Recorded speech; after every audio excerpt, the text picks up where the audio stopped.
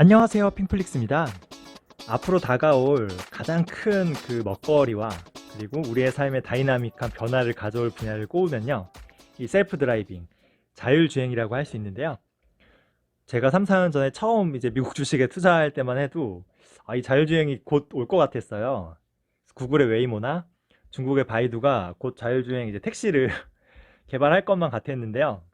지금 뭐 3, 4년이 지났지만 아직도 자율주행은 요원하죠. 곧 자율주행이 온다던 구글의 CEO는 얼마 전에 결국 사퇴했거든요. 일론 머스크도 2015년부터 뭐 자율주행 곧 하겠다 했지만 매년 양치기 소년이 됐고요. 다른 뭐 기업들이나 뭐 다른 사람들 똑같아요. 이게 된다고 하지만 올해도 결국 안 될 것 같거든요. 우리가 생각하는 그냥 일반 승용차나 혹은 뭐 그냥 로봇 택시 같은 이런 쪽의 자율주행은 이거 쉽지가 않을 것 같아요. 일단 뭐 기술의 장벽도 굉장히 높지만 이게 법이나 이 제도적인 문제도 있고요. 또 일자리에 대한 문제도 있고 또 사회적으로 이게 넘어야 될 장벽이 너무 크거든요. 타다 서비스에 이렇게 극렬하게 반대하던 이 택시기사분들 생각해 보면은 이게 쉽지 않을 것 같다는 좀 예감이 들죠. 이 도심을 운전하다 보면 느끼는 게요. 별의별 인간 군상들이 다 있어요. 이게 아무리 인공지능이 학습을 해도 이게 돌발 상황이 너무 많거든요. 뭐 이런 이런 사람들도 있고 모든 차량이 인공지능으로 바뀌면 모르겠지만 좀 XI 같은 인간 운전자 한 명만 있어도 이게 갑자기 대처하지 못하고 대형 사고로 이게 이어질 수도 있거든요. 그래서 인간의 실수에 대해서는 관대해요. 그럴 수 있지. 근데 이제 만약에 AI가 실수한 거는 절대 이게 용인할 수가 없는 이런 사회적인 이런 분위기도 이런 자율주행 상용화를 막는 요인이에요. 저는 자율주행이 가장 빨리 상용화되는 분야는 우리가 생각하는 뭐 개인 승용차나 혹은 이런 로봇 택시 이런 쪽이 아니고 오히려 저는 이 트럭, 화물차 시장이라고 보거든요. 미국의 LA에서 뉴욕까지요. 운전하려면 40시간이 넘어요. 4,500km거든요. 이게 하루 10시간씩 운전해도 4일이나 걸려요. 뭐 중국도 뭐 국속 후기인 미국과 비슷하죠. 장난 아니잖아요. 이런 도로를 끝도 없는 도로를 하루 종일 가야 되는데 이거를 인간이 운전하는 게 진짜 비효율적이에요. 이거 뭐 정신병 걸리지 않겠어요? 만약에 LA의 외곽에 있는 창고에서 뉴욕 외곽에 있는 창고까지 이거를 물류 화물차를 운송한다고 하면요. 이거를 인간이 운전하는 것보다 이 AI 자율주행이 하는 게 훨씬 효과적이지 않겠어요? 왜냐하면 자율주행은 인간처럼 잠잘 필요가 없어요. 그리고 휴식할 필요도 없죠. 그리고 인간이 잠자면서 한 4, 5일 걸릴 거리를 인공지능은 이틀이면 끝나거든요. 그리고 그 운전자의 인건비나 그리고 뭐 식비 그리고 숙박비 이런 부대 비용이 전혀 들어가지 않아요. 그리고 오히려 이 야간 운전에 대해서는 인간보다 훨씬 안전하거든요. 또 최적의 속도를 유지하면서 달리니까 이 연비도 훨씬 절약할 수 있고요. 이 보시면 알겠지만 도심과 달리 얘네는 돌발 변수가 거의 없잖아요. 고속도로는. 그러니까 기술적인 이 난이도도 훨씬 낮아요. 즉 이런 복잡한 도심에 택시나 이제 승용차의 자율주행보다는 이런 도심 외곽의 고속도로, 화물차 시장의 자율주행이 훨씬 빨리 올 수 있다는 거예요. 코로나 이후로 이커머스 시장이 엄청나게 성장하고 있는데요. 지금 트럭 운전사는 쇼티지가 나고 있어요. 이 부족하다는 거예요. 부족한 트럭 운전사의 수가 증가하고 있죠. 그래서 아까 택시 기사들처럼 이제 이 화물차 시장은 자율주행이 된다고 해도 기득권층의 반발이 좀 덜할 수 있어요. 이 정부 입장에서도 뭐 고속도로니까 안전 문제나 뭐 도덕적 그리고 뭐 일자리 이슈에 있어서 훨씬 화물차 쪽은 자유롭죠. 그리고 어쨌든 자율주행은 기술에 분명히 도움이 되는 거기 때문에 이런 쪽에 있어서는 규제할 게 없고 빨리 허가할 수도 있어요. 이 물류 서비스가 사실 좀 가늠이 안 될 수도 있는데요. 이 규모가 엄청나요. 이 국가 GDP 대비 거의 8에서 10% 수준이거든요. 작년 글로벌 물류 서비스 규모가 거의 6조 달러에서 8조 달러 사이에요. 이게 감이 안 오시죠?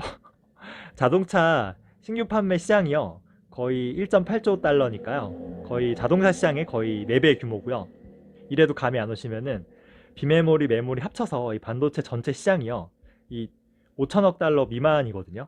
그러면은 이 자동차는 반도체의 거의 4배 수준이고 이 글로벌 물류 서비스는 반도체의 거의 15배 규모라는 거예요. 얼마나 거대한지 좀 감이 오시죠?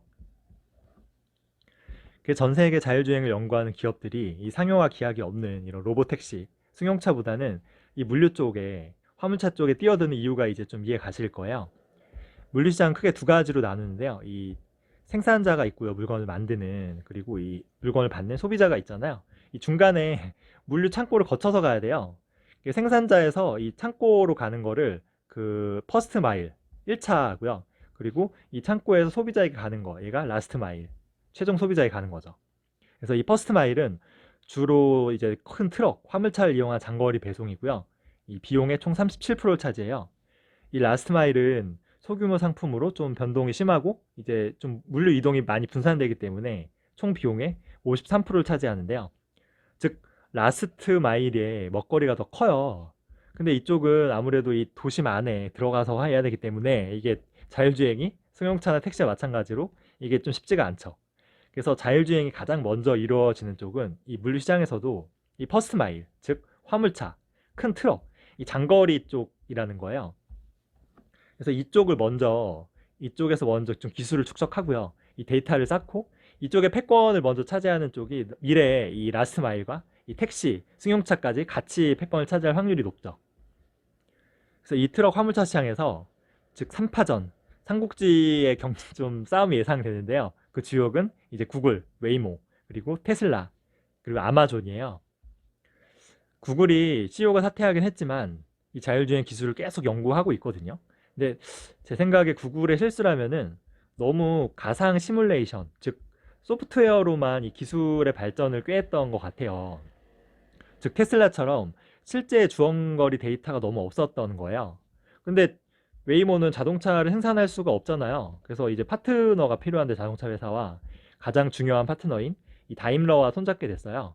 다임러는 이제 벤츠로 보시면 돼요. 기존 트럭 시장에서 점유율이 거의 다임러가 40%거든요. 거의 과점 사업자죠. 근데 이 말은 미래에 이 테슬라가 이 트럭 자율주행 시장에 들어왔을 때 가장 위협을 느끼는 기업이 바로 이 다임러라는 거예요. 즉 테슬라를 위기의식을 느낀 이 자율주행, 이 소프트웨어 1위 기업과 그리고 이 화물차 시장의 하드웨어 1위 기업이 같이 손을 잡았다 보시면 돼요. 스마트폰이 처음 나왔을 때 안드로이드 점유율이 좀 미미했거든요. 그래서 뭐 삼성이나 그리고 마이크로소프트나 수많은 제조사들이 OS를 직접 만들고 싶어 했어요. 하지만 결국 이 애플 말고는 다 안드로이드로 통합됐잖아요. 구글은 자율주행에서도 결국 이런 똑같은 전략으로 갈 것 같아요. 이 테슬라를 보면요. 얘네는 반도체도 직접 설계하고 배터리도 만들고 뭐 자율주행까지 결국 혼자서 다 하겠다는 거거든요. 근데 이제 구글은 우리는 소프트웨어만 제공해 줄게. 대신에 하드웨어는 너네가 만들어라고 자동차 기업들과 이제 협력하는 거죠. 그래서 이쪽으로 지금 다임러가 협력하러 온 거고요. 이제 볼보도 트럭 쪽에 좀 괜찮은데 이쪽도 새로운 파트너로 합류했어요. 그래서 구글은 좀 협력하는 파트너 관계로 전략을 좀 꾀하고 있고요. 어떻게 보면 이 테슬라라는 위협적인 적 앞에서 이제 구글과 손잡은 이제 기존 자동차 기업들을 보면은 이게 삼국지에서 조조라는 강대한 적을 앞에 두고 이 유비랑 이제 송건이 싸워서 적벽대전을 하잖아요. 그래서 이런 삼국지도 좀 생각이 나고 좀 흥미진진한 시장 같아요. 화물차 시장의 40% 가점 사업자 이 다임러를 긴장시킨 이 테슬라도요. 곧 이 화물차 자율주행 시장에 뛰어드는데요. 가장 기대가 되는 것은 이 40톤 적재량의 이 세미 트럭이에요. 테슬라 스스로도 자율주행이 가장 먼저 적용될 차량이 이 세미 트럭이라고 했거든요. 아직 출시도 전인데 벌써 500대가 넘게 주문을 받았어요. 근데 재밌는 거는 이 주문한 대부분의 고객이 월마트, UPS, 그리고 페덱스, DHL 이게 뭐냐면 다 어떻게 보면은 이 아마존의 잠재적 경쟁자들이거든요. 그래서 아까 이 테슬라의 진입으로 해서 이제 구글이랑 그리고 이 다임러 연합이 좀 경계하고 있다고 했는데요. 이 테슬라가 또 경계하는 곳은 어떻게 보면 좀 이 아마존일지도 모르겠다는 생각이 들어요. 왜냐하면 결국 이 화물차 시장에서 가장 많은 이 화물차랑 그리고 물류 인프라를 운영하고 있는 곳이 바로 이 아마존이기 때문이에요. 얘네도 자율주행에 투자를 진짜 엄청나게 하고 있어요. 만약에 이 자율주행 이 상용화에 성공하게 되면요. 가장 수혜를 입을 기업도 결국 이 아마존이거든요. 왜냐하면 AI를 활용해서 이 장거리 배송이 가능해지고요. 그리고 배송비를 파격적으로 절약할 수 있겠죠. 인건비 안 드니까. 그리고 무엇보다 이 시간 절약도 굉장히 큰데요. 지금도 아마존의 배송 시간은 다른 기업 대비 절반 수준이에요. 근데 이게 훨씬 더 낮아질 수 있다고 하면은 아마존의 플랫폼의 파워는 더 강력해지겠죠. 지금 아마존 매출의 거의 16% 정도가 이제 배송비인데요. 이 배송비를 만약에 낮출 수 있으면 그만큼 수익성이 훨씬 개선되는 거예요. 그리고 이 만약에 자율주행이 진짜 상용화되면은 이 배송은요, 아마존에게서 더 이상 비용이 아니고요, 오히려 새로운 수익원으로 수익 캐시카우가 될 수도 있어요. 왜냐하면 제3자 배송이라는 것 때문인데요. 기존의 제3자 배송은 아마존 캐파가 너무 크니까 이거 아마존 혼자 다 배송 못하니까 이제 외주를 줬던 거예요. 다른 물류 업체에. 보시면 2013년만 해도 아마존은 10%도 자기가 배송 못했어요. 나머지 90%는 다른 기업들에게 맡겼는데 이게 3, 4년 전 보니까 30%로 늘어났죠. 즉 아마존이 스스로 배송을 늘리고 있고요. 여기에 더해서 아마존에게 주문하지 않아도 다른 제3자 물류 서비스를 확대하고 있는 거예요. 그러니까 아마존에서 물건 시키지 않아도 계속 이쪽 제3자 물류가 커질 수 있는 거죠. 이 시장은 앞으로도 계속 커지고 있거든요. 그럼 기존의 이 물류 업체 입장에서는 아마존은 정말 큰 고객이었죠, 원래. 그쵸? 근데 이게 가장 큰 경쟁자이자 라이벌로 바뀌고 있는 거예요. 아까 이 테슬라의 세미트럭을 빨리 주문할 수밖에 없었던 이런 좀 다급함이 느껴지는 대목이죠. 화물차 자율주행에서 이제 기술과 실력을 쌓은 아마존은 다음 분야로 이 로봇 택시에 진출할 수도 있는데요. 아마존이 굉장히 유리한 플랫폼이 하나 있는데 바로 이 프라임, 아마존 프라임 멤버십이에요. 그래서 이 프라임 멤버십 가입자에게는 택시 요금을 할인해 줄 수 있죠. 이게 정말 다양한 사업에서 이미 수차례 입증된 성공 공식이에요. 이게 절대적인 자율주행에 이 기술 격차가 생기지 않는 이상은 프라임 고객은 웬만하면 그냥 아마존 택시 탈 확률이 높죠. 아마존 프라임 고객이 얼마나 되냐. 미국에만 1억 5천만 명인데요. 이거는 미국인의 거의 절반이거든요. 2명 중 1명은 아마존 프라임 고객인 거예요. 무시무시하죠. 그래서 기존의 아마존 프라임 고객도 이제 자율주행 이 서비스를 이용하고요. 그리고 이 자율주행 서비스 때문에 이 신규로 이제 들어오는 사람들도 있고요. 이 신규로 들어온 사람은 이커머스나 아마존의 다른 서비스와 시너지 효과를 누리면서 계속 이 플랫폼 안에 들어오고요. 결국 이 아마존 플랫폼을 선순환하면서 계속 성장하는 정말 무서운 전략이죠. 구글이나 그리고 이 테슬라나 그리고 아마존의 치열한 경쟁과 이 밑밥 작업 속에서 이 마이크로소프트의 전략도 흥미로워요. 마이크로소프트는 자기들이 직접 이제 기술을 개발하고 있지는 않은데 이 기술 개발에 관련된 이제 클라우드 그리고 인프라 이 서비스를 이제 제공하는 업무를 하고 있는데요. 이 보시면은 고객과 경쟁하지 않는다. 그러니까 백업만 할 뿐 경쟁하지 않는다는 거죠. 이거 TSMC랑 똑같은 전략이거든요. 승자가 누가 됐든 무관하게 나는 이 산업 성장성을 향유하겠다는 거죠. 지금 뭐 아마존도 그렇지만요. 구글도 그렇고요. 그리고 중국의 알리바바까지 글로벌 주요 클라우드 사업자들이 다 이 자율주행 시장에 관여를 하고 있어요. 근데 이 마이크로소프트는 직접적으로 관여하고 있지 않죠. 그러니까 이제 이런 큰 기업이 아닌 다른 자율주행을 개발하고 있는 기업들 입장에서는 지금 아마존, 구글, 알리바바 클라우드를 쓰느니 마이크로소프트 클라우드를 쓰는 게 좀 안전하다는 생각을 하겠죠. 그래서 GM과 이 폭스바겐도요, 이 클라우드 그 자율주행 서비스를 하는데 클라우드가 필요한데 얘네는 결국 마이크로소프트 걸 쓰게 됐거든요. 특히 이 폭스바겐은요, 기존에 원래 아마존의 AWS를 쓰고 있었는데 이제 자율주행 관련해서는 이제 마이크로소프트와 협력하기로 했어요. 아마존이 자율주행에 있어서는 가장 큰 경쟁자이기 때문이에요. 결론적으로 지금 미국의 화물차 자율주행 관련해서는 1번 구글과 그리고 화물차 1위 사업자 다임러 연합인데 얘네는 소프트웨어랑 하드웨어 일으키지 다 뭉쳐보자 한번. 그리고 두 번째는 이 테슬라는 뭐 혼자 다 헤쳐먹는 거죠. 뭐. 세 번째는 아마존, 얘네도 혼자 다 해먹겠다. 그리고 나머지는 이제 그 외 기업들을 이제 마이크로소프트가 후방에서 지원하는 이런 형국이에요. 저는 개인적으로는 순수한 이제 자율주행의 이제 기술이나 뭐 소프트웨어에 있어서는 웨이모가 조금 우위에 있는 것 같고요. 그리고 이 상업성과 그리고 이 데이터가 쌓여 있는 그런 면에서는 테슬라가 역시 좀 강점이 있는 것 같고요. 이 강력한 플랫폼과 인프라 관련해서는 아마존이 좀 강점이 있는 것 같아요. 그래서 뭐 어디가 결국 이런 미래 물류시장 자율주행의 패권을 차지할 것인가 알 수 없죠. 하지만 저는 조용히 아마존에게 한 표를 좀 주고 싶은데요. 왜냐하면 그 기술보다 시장이 우위에 있다는 그 말이 있어요. 가장 많은 이 화물 시장에서 화물차랑 이 물류 인프라를 운영하는 곳이 사실 아마존이거든요. 결국 아마존이 일단 시장을 가지고 있다는 거예요.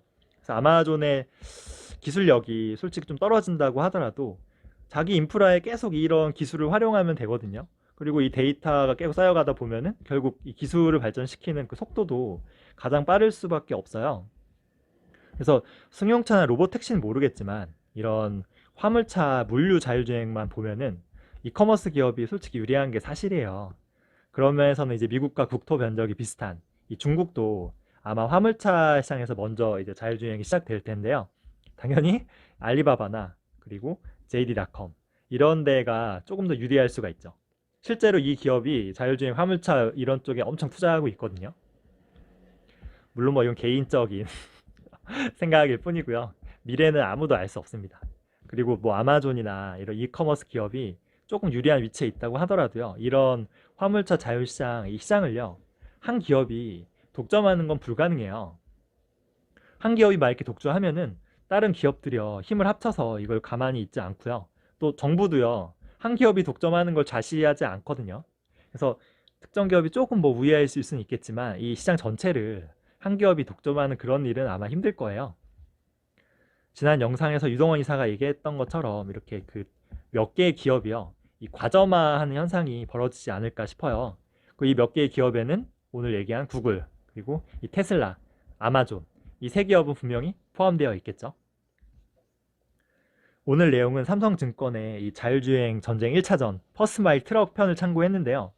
이 증권의 애널리스트들도 이 세 기업 중에 특별히 어느 기업이 유리하다는 말은 없었어요. 이 자율주행의 패권은 예측하기가 진짜 쉽지 않거든요. 그래서 과점화가 예상되는 기업에 모두 이렇게 분산 투자를 하거나 혹은 누가 승자가 되든 이 수요가 계속 높아질 수밖에 없는요. 이 클라우드, 마이크로소프트처럼 클라우드 기업이나 반도체 기업. 반도체는 뭐 클라우드 안에 들어가지만 전기차, 자율주행 차 안에도 들어가거든요. 또 배터리 기업. 이런 데 투자하는 것도 전 방법이라고 봐요. 그리고 자율주행을 하면 굳이 운전할 필요가 없어지잖아요. 그러면 사람들이 차 안에서 뭘 할까를 생각해 보면요. 이거 지하철 타면은요, 답이 나오거든요. 사람들이 스마트폰을 뭐 하나 지켜보면요. 결국 재밌는 영상 보고요. 또 게임 즐기고요. 또 친구랑 SNS 하고 채팅하고 결국 이런 컨텐츠 기업이 최후의 승자일지도 모르겠어요. 유튜브, 뭐 페이스북, 넷플릭스, 디즈니, 중국의 텐센트까지 길게 보면 자율주행의 최대 수혜 기업들은 이런 컨텐츠 기업일 수도 있다. 세 줄 요약하면은 결국 이 자율주행은요. 승용차나 택시보다는 아마 이 화물차, 이 물류시장에서 먼저 시작을 할 것이다. 그리고 여기에 대해서는 이제 구글 기술력, 그리고 상업성과 이제 빅데이터를 소유한 테슬라, 그리고 엄청난 플랫폼과 인프라를 가진 이 아마존. 이 세 기업이 좀 우위를 점할 확률이 높은데 독점은 힘들어요. 아마 과점화할 확률이 높죠. 그리고 예측하기 너무 힘들기 때문에 이 클라우드나 그리고 반도체 그리고 뭐 배터리 그리고 이 컨텐츠 이런 기업에 투자하는 것도 전 좋은 방법이라고 봐요. 준비한 내용은 여기까지고요. 계속 좋은 영상 만들도록 노력할게요. 좋아요, 구독 꼭 눌러주세요.